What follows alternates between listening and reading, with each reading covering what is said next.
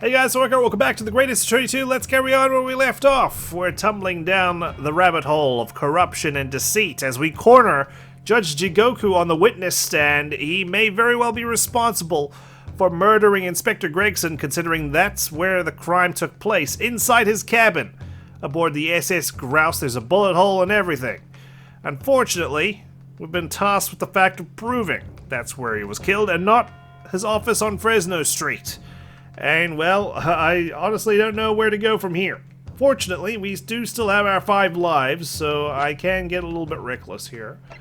I have been thinking, I've been trying to narrow down the evidence in my off time of what we could present. It could be the crime scene floor plan, could be the photograph of the victim, autopsy reports. Those are probably the main 3 I've narrowed it down to. We need evidence that clearly contradicts that claim that he was killed at Fresno Street. Let's start by presenting the photograph, even though this is probably the... No, actually, you know what? That's the worst evidence, I think. Simply because there's blood there, right? That's not going to help my case. The fact that he's bleeding out there in that photo. Let's start with the... No, I don't think it's the crime scene floor plan, now that I think about it. Let's start with the autopsy report first. Okay, never mind. The Japanese really are a curious breed. To proffer an argument with such conviction, only to present such nonsensical evidence. Perhaps my Japanese friend's inexplicable thinking is why people talk of the mystique of the East. In case you hadn't noticed, I'm not the only Japanese around here. Do you even have a mirror? The court is not interested in the mystique of anything. You will be penalized accordingly. Was the victim killed in the room on Fresno Street? Or was he moved there after his death? There's one piece of evidence we have that shows the answer to that question surprisingly clearly. Oh, I think I understand. Perhaps you should try to present the correct one this time then, Mr. Naruhodo. Thanks, Susato. Wonderful advice. Are you going to try again? Or can't you hold your hand steady enough to point it out? I'm tired of everyone shit-talking me today, okay? I'm going to bust this case wide open. I'm going to be a legend. My distant descendant's also going to be a legend. Alright? The prosecution claims that Inspector Gregson died instantly when he was shot at the scene on Fresno Street. But this evidence clearly contradicts that claim. I'm thinking actually now, it is the photo.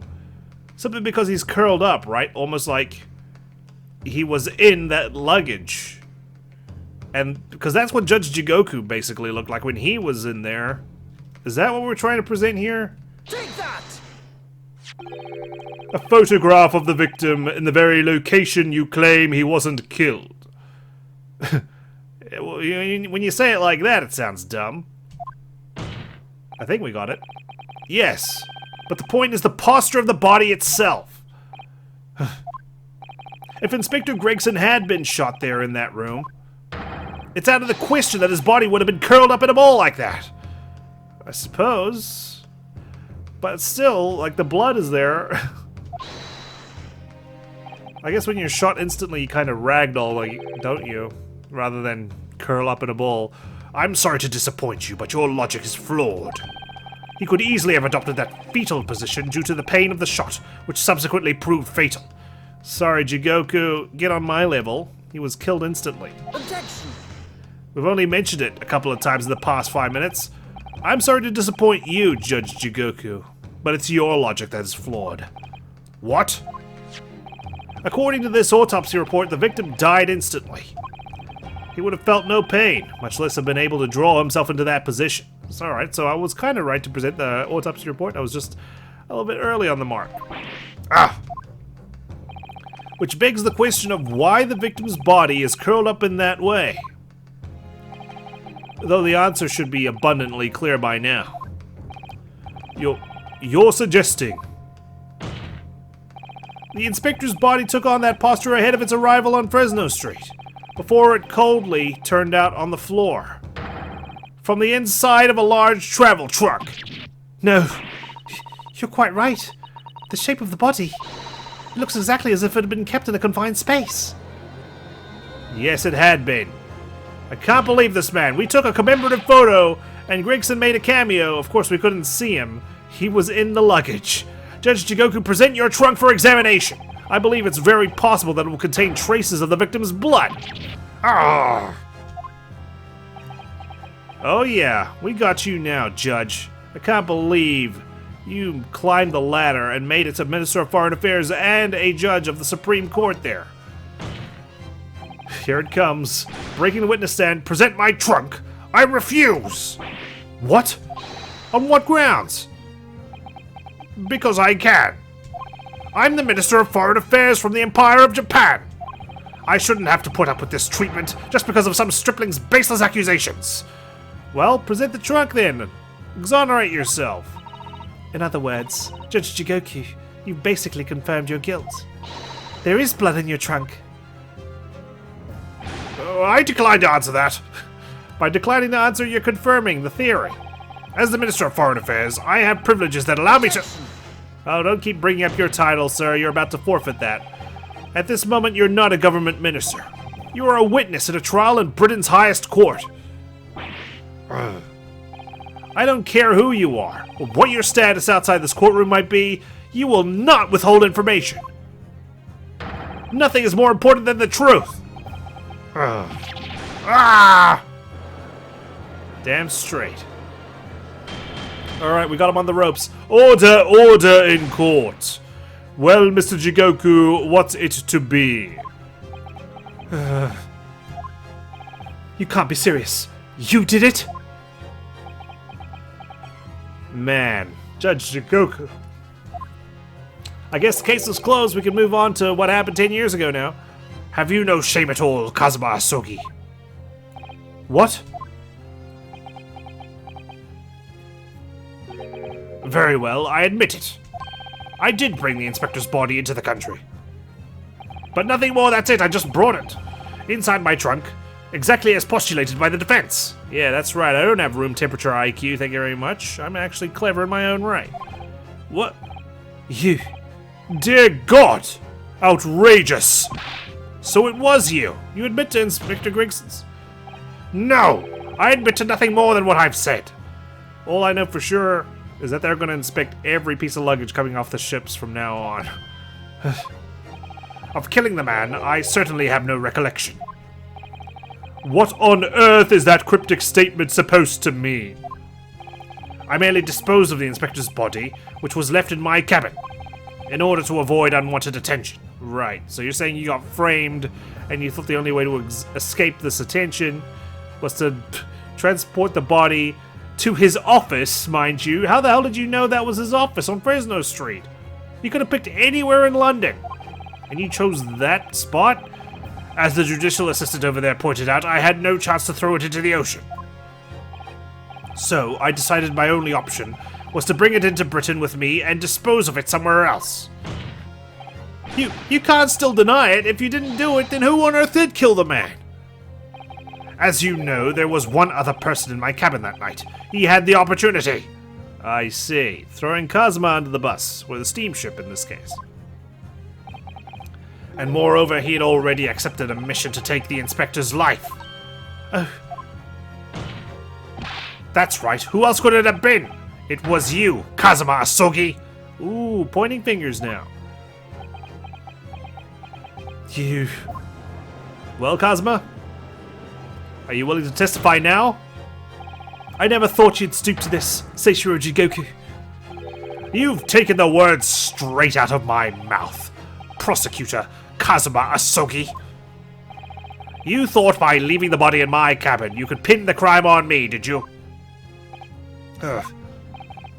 Well, the prosecution counsel has already admitted to visiting the witness's cabin on the night in question. Yes, on an assassination mission, no less. You wouldn't. I would! So what do you make of that, young stripling? You've heard my testimony now, and that's all I have to say on the matter. I'll admit to nothing more. I don't believe this. Counsel for the defense, what is your position now? The court awaits your response to the witness's assertion. Well, I'd like to take my ball and go home, my lord. Clearly Van Zeeks is not guilty, so can I get an acquittal before we press on? The assertion that on the night in question, the victim's assailant was in fact Mr. Kazuma Asogi. This isn't the dead end it seems to be. The answer's right in front of me. It comes down to Jigoku. Or Kazuma. Both of them had the opportunity to kill Gregson, but only one of them did it. And I'm just a step away from proving who.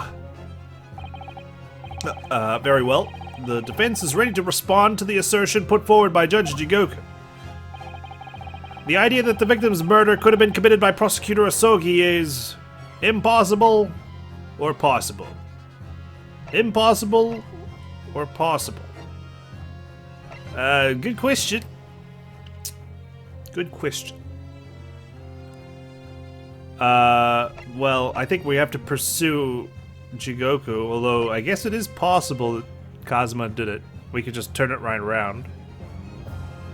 Let's go with impossible for now. It's gotta be Jigoku, right? He's the one who's freaking transporting the body and he's all nefarious in his behavior right now. I'm going for it. Judge Jigoku, let me remind you of something you said only a few minutes ago. You claim that logical reasoning is the future of the judicial process. I hope I don't eat these words in the next couple of minutes. It is, no question. Well, logical reasoning can prove something here.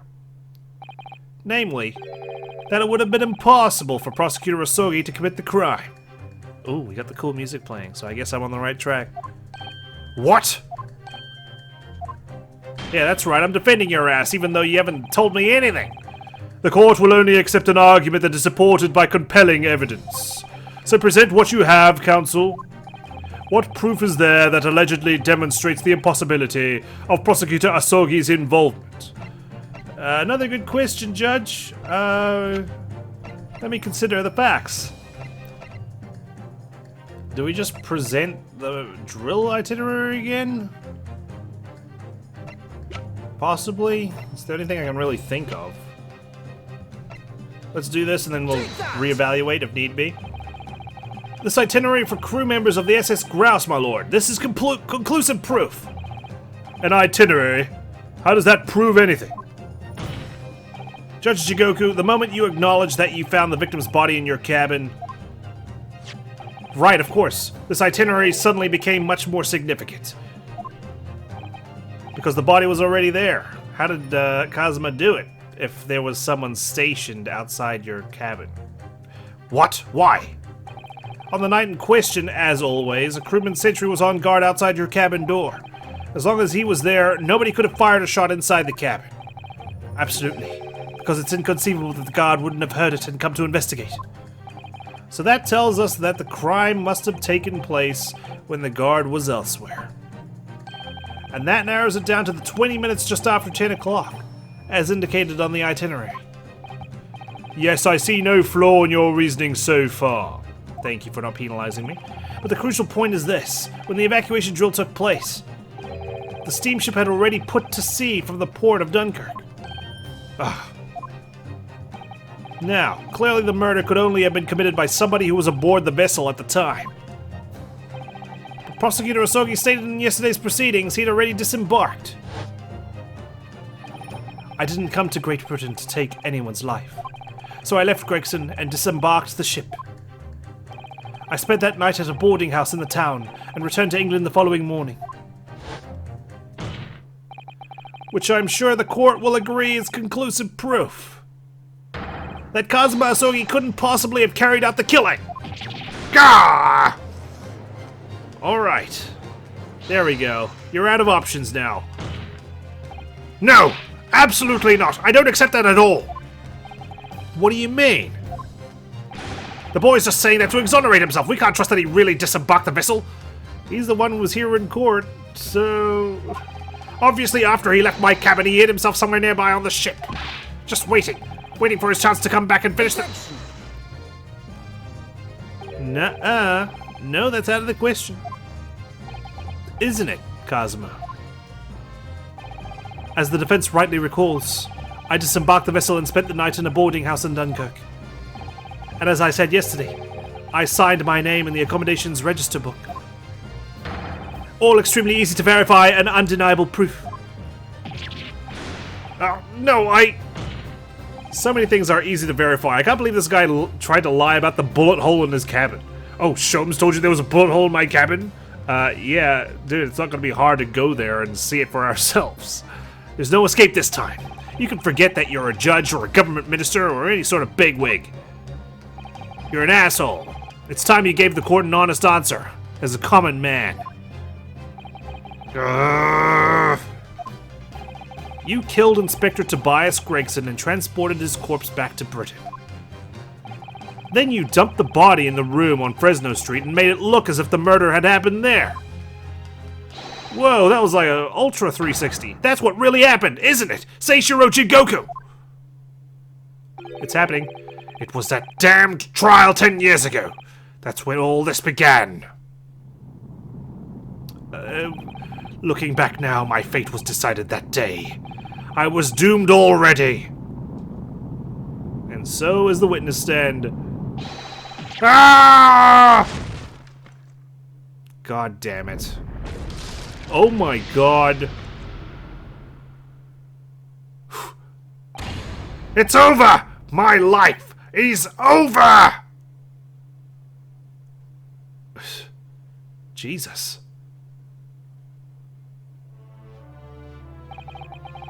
A British assassin to eliminate a professor in Japan. A Japanese assassin to eliminate a detective in Britain. Both assassins will use diplomatic immunity to evade conviction and return safely to their homelands. The assassin exchange request arrived from Britain about 1 year ago. Though it was hardly a request, it was a demand.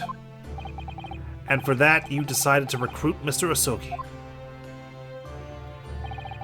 But things didn't go according to plan. Your chosen assassin never made it to Britain. And you found yourself unable to dispatch a replacement. Because I was already on my way to Britain at that time in Kazuma's place. And that left me with only one option for carrying out my obligation. Do it yourself. To eliminate the mark myself. Personally. Oh, Jigoku. I can't believe it. I can't believe it, man. This guy... Really? Of course, there was but a single opportunity for me to do that. The International Forensic Science Symposium, I presume. That's right. I decided it would be safest to carry out the plan before my arrival in Britain. So I enlisted the help of my British counterpart. And made arrangements for a pretext that would take the inspector to Dunkirk. To lure the man in, he was given a sham mission by the Reaper. What? The Reaper? But there's only one person who could have done that. The mastermind of the entire operation. The Reaper himself. No, don't bring this back to Van Zeeks. So, that means that the assassin exchange was... It was all planned by the Reaper. Well, you've been good at turning your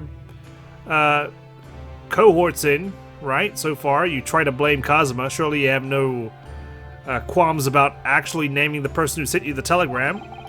I'm not at liberty to say anything about my British counterpart. Anyway, the inspector accepted the Reaper's mission and dutifully infiltrated my cabin on the steamship. But it was all a trap designed to lead him to France, and his own death. Oh, how awful. It was past 9 o'clock when I returned to my cabin from the dining hall that evening. I didn't give him time to attack me. I choked him until he lost consciousness.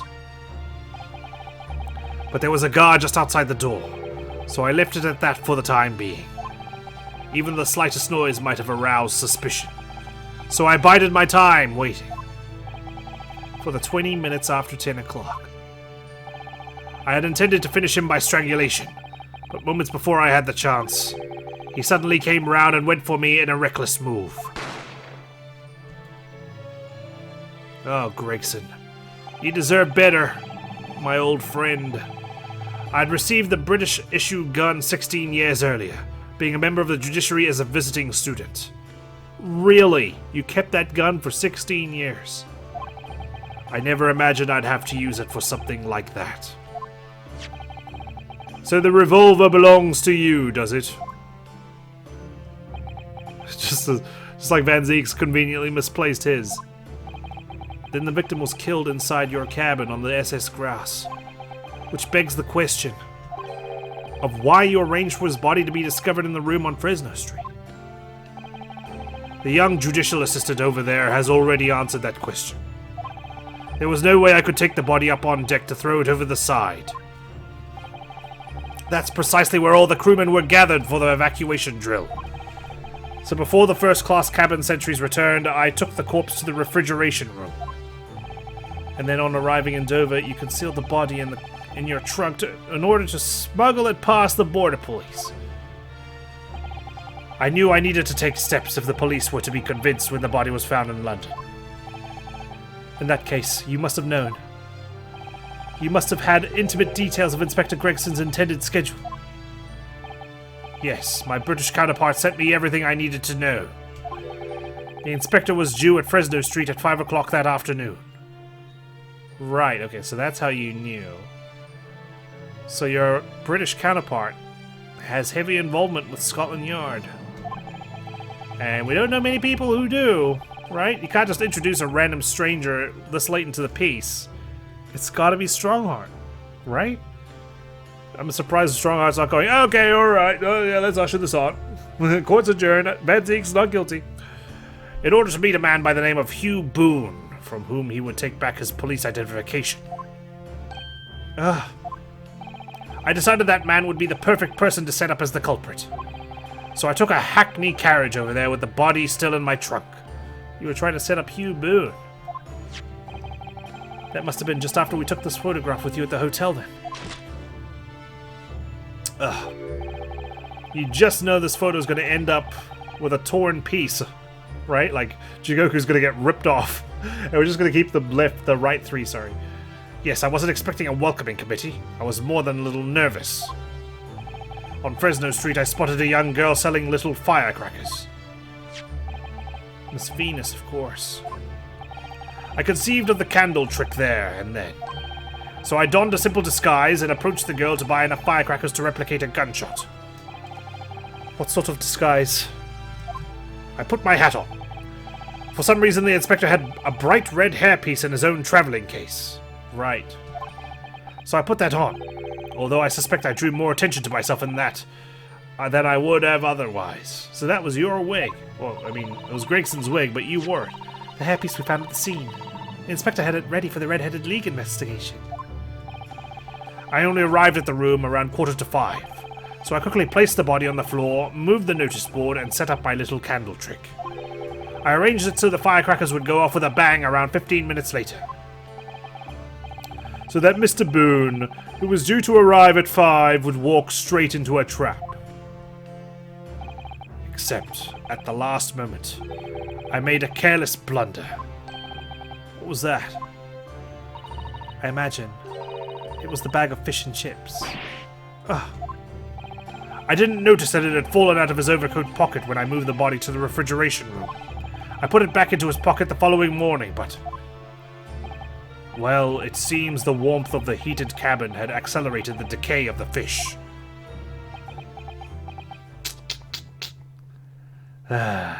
Rookie mistake. Anyway, that's everything. All the sordid details of what I did. Whew. The truth comes out of Gregson's death. I can't believe it. I still can't believe it. Judge Jigoku. A criminal. I've heard enough. We've arrived at the truth about the murder of one of the country's most capable and respected police inspectors.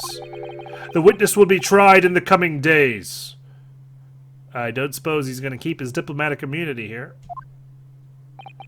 For a crime of such a vile nature, you can expect the most severe penalty. And Kazuma's also going to get punished too. An exchange of assassins. What a foolhardy idea. Mr. Jigoku, one last detail. Who was your counterpart in Britain? Who was the mastermind behind the assassin exchange? Nothing you say now can make matters any worse for you. Just tell us! Enough! Come on. I've already told you that I cannot say. Even though, as things stand, you may very well never set foot in your homeland again. What are you waiting for? Can't we get this over with now? Where's the confetti? I'm not guilty. It's finished, all of it. I'm finished. Finish him. Then, in the name of Her Majesty the Queen, I now pronounce the findings of this court. This man before us has admitted to the willful murder of Tobias Gregson. Wait! That's guilty for Van Zeeks! No! Lord Strongarm, what are you doing? Seishiro Jigoku, it is the opinion of this court that you should be found guilty. Okay, as long as you're directing that towards Jigoku. And may I remind all those present of the strict confidentiality demanded by this closed court. Alright, I'm gonna be in the history books. Hold it. Objection. None. Okay. We're done. Moments ago, Mr. Jigoku signed a written confession, admitting to the murder of Inspector Gregson and the subsequent conveyance of the body. In short, the defendant's innocence has therefore been established beyond doubt. Sorry, Kazuma. I'm surprised he didn't say, no, he's the mastermind, though. Oh, wonderful. Well done, Mr. Naruhodo. Yes, thank you. Is something wrong? I'm just a little troubled. We can't end the game like this. We still have many loose ends to tie up, and all the stuff in my court record has to play a part somehow. I've got Clint's autopsy report, for goodness sake. By his silence.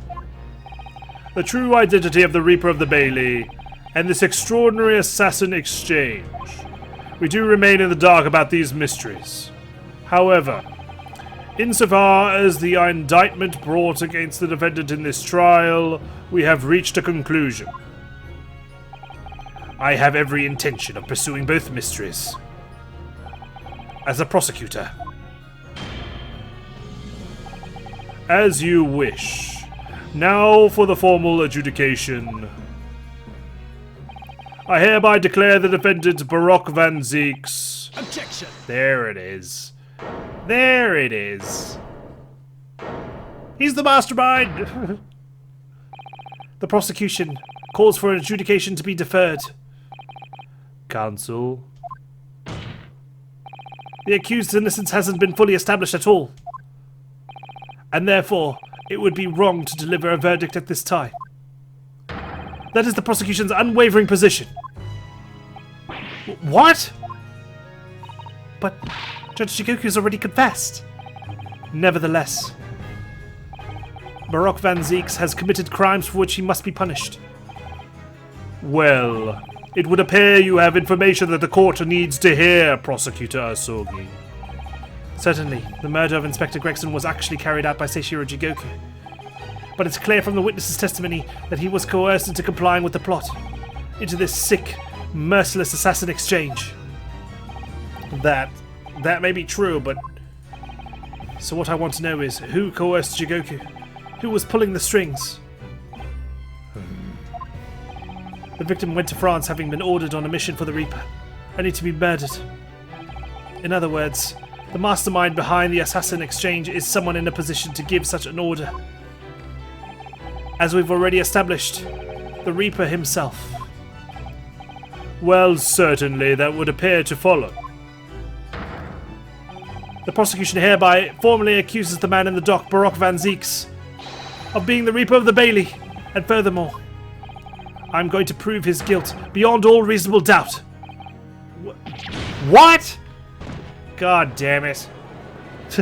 Kazuma, you won't give up. Order, order, order! The Reaper of the Bailey is a long-standing mystery, Counsel. Are you suggesting you have some new information with which to build a case? Scotland Yard has already investigated Lord Van Zieks very thoroughly in that regard, and they found no evidence whatsoever to substantiate the claim that he is the Reaper. Perhaps, but circumstances have now changed. What do you mean?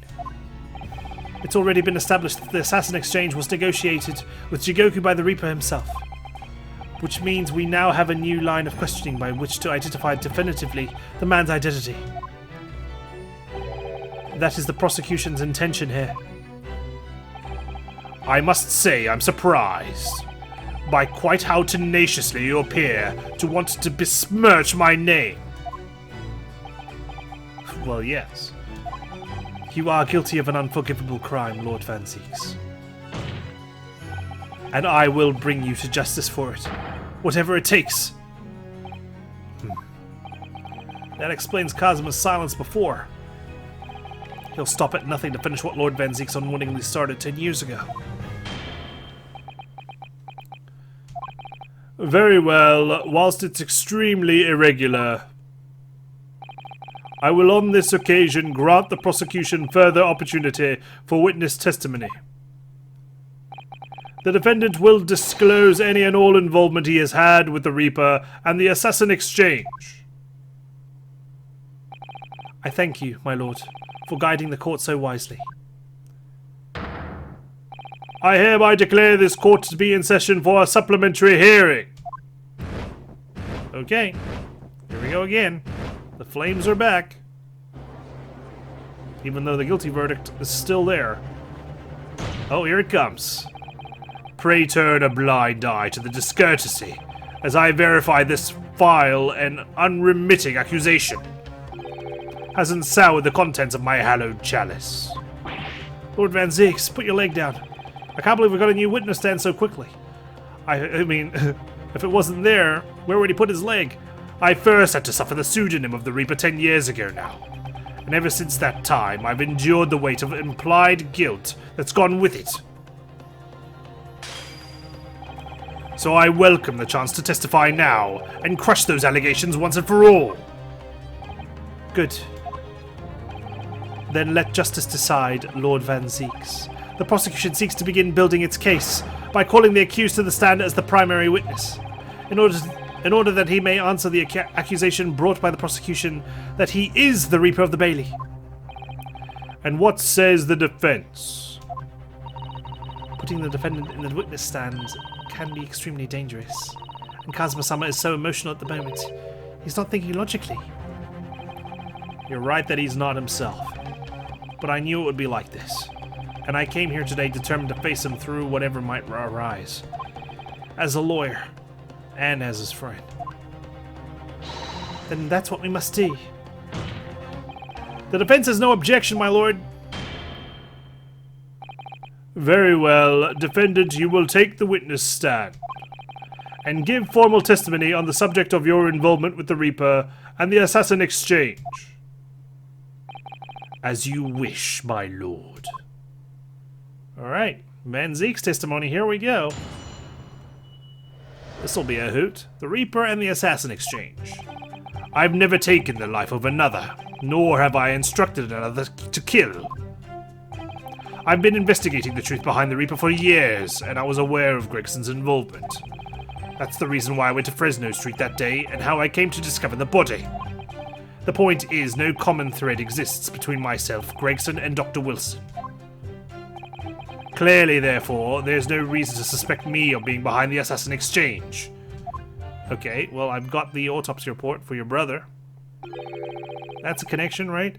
So you deny all accusations by the prosecution, both that you are the Reaper of the Bailey and that you masterminded the assassin exchange.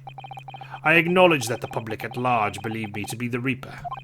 However, that's a fallacy, which I alone am in a position to forswear. Naturally, the prosecution believes the testimony just given by the accused to be untrue. So why'd you call him up to the stand? Ryunosuke Naruhodo. Yes? Let me ask you, why are you here? What really brings you to this courtroom? You and Van Zieks, you're both my friends for completely different reasons. A desire to uncover the truth. Even if the truth proves your client to be guilty. From all my experiences in this courtroom, I've come to realize something. The truth can't be hidden. Sooner or later, it will come out. So it's always my intention to work with my client in pursuit of the truth. Yeah, that's right. I want you to remember what you just said. Enough dilatory chatter. Counsel for the defense, proceed to cross-examine the witness. Yes, my lord. I know exactly what you're thinking, Kazuma. I know you're just waiting to point it out. The contradiction you're convinced lies somewhere within this man's testimony. I think I got it. I'm gonna go straight for it. Just like last time. The Reaper and the Assassin exchange, let's go. No connection between the three of you. I'm gonna present it. Clint's autopsy report. Time.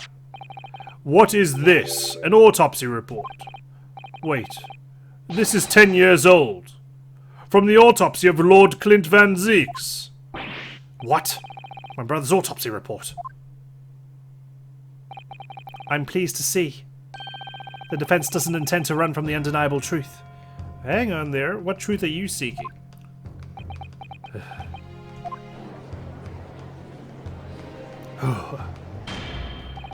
Order in court.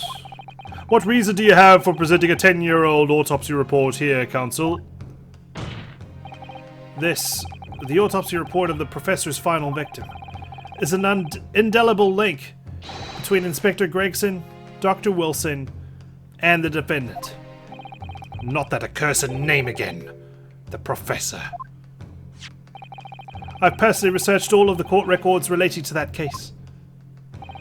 I know that at the time, autopsy was considered sacrilege to the victims' souls. And for a member of the aristocracy like Lord Clint Van Zeeks, it was unthinkable.